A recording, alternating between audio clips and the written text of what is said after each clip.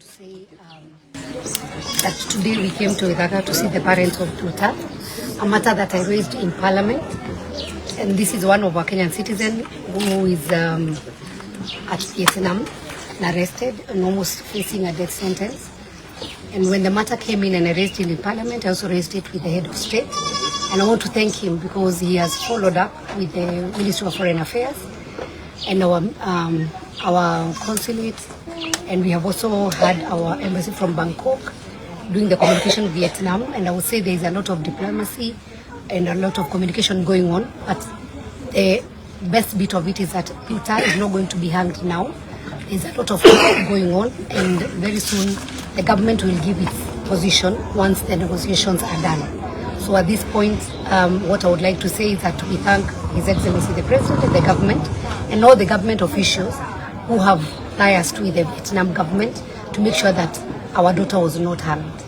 Number two, I also want to address the people who are in social media, because we would not want what happened to Nduta to happen to anybody else. So I would say, as we get this information, let us not become insensitive, and especially when we are discussing about this, because we are talking about somebody's life, and every life is very important. I'll also be raising a motion or a bill so that we can have a policy in Parliament. I want to tell all the agencies that I am giving them warning and an alert that we will not allow any more agencies who are lying to our children that they are going to take them to jobs. We have seen children who are living Kenya, and by the time they get to the other side, whichever country they are being given, they are dumped there. Some are promised jobs, but by the time they get there, there are no jobs. Or some go, their passports are taken, and they even, some of them go through sexual harassment. So what I would want to say, we want to have a clear policy, and I'll be liaising very closely, even with the Ministry of Labour, to see that agencies are going to be relisted again. By the time you are being given a letter or a permit that you can become an agency, they have to go through thorough vetting. Because some of these agencies are the ones that, for the case, like what was the case of Nduta, they told her she's going to do a job of a house girl.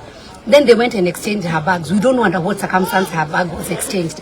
Even when our children are living, because some of them even live, they have never traveled abroad. Some of them have never even entered a plane even to go to Mombasa. So by the time they go there, we need to train them that even when you go to the airport, don't exchange your bag, don't allow yourself to carry anybody's else, whether it's a purse, whether it's a bag, whether it's shoes. And even when they go, the country they are going, there should be a very clear policy that they'll be educated if they go. If you're in problem, how do you communicate to the embassy of that country?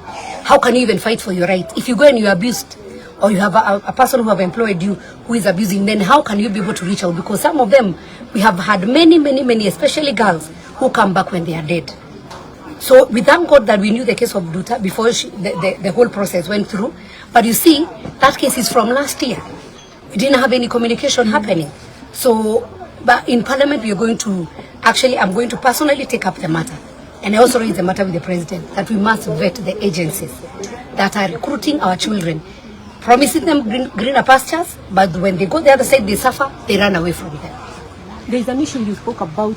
It is very good to bring Nduta to Kenya so that we can also get to know who are these other people who are involved in this. Yes. When Nduta went to the other side, to Vietnam, she didn't have a lawyer to speak on her behalf. She didn't have even a means of communication. So even when she was taken to court, she was not represented. What would say that the government should do the best so that they can have somebody to represent her.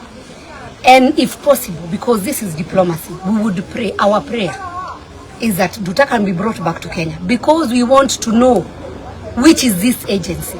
Who are these people who took Nduta with a bus from Nairobi, Huruma, to Ethiopia? Why did they have to take her through the road from Nairobi to Ethiopia? And then when she go to Ethiopia, she had to wait for 10 days. What was she doing for these 10 days? And we understand she was with somebody else who first went ahead, and then she was left behind.